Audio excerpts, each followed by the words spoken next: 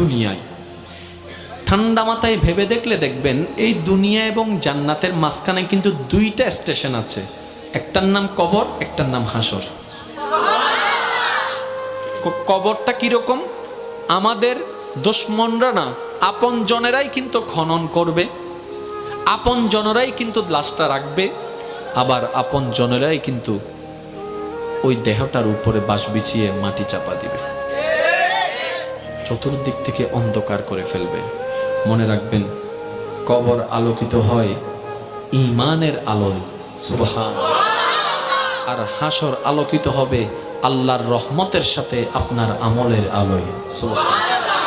হাসর আলোকিত হবে আমলের গুণে, কবর আলোকিত হবে ঈমানের গুণে।